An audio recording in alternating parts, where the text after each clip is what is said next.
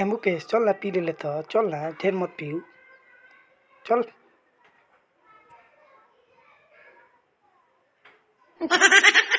ई सर का करत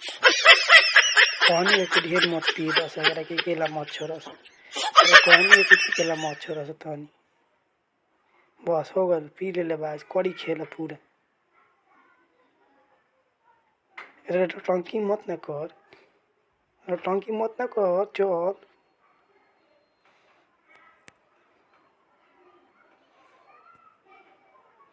सर के नौटंकी अब अपन नहीं के साथ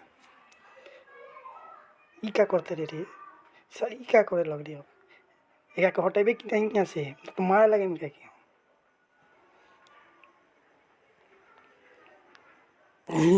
सर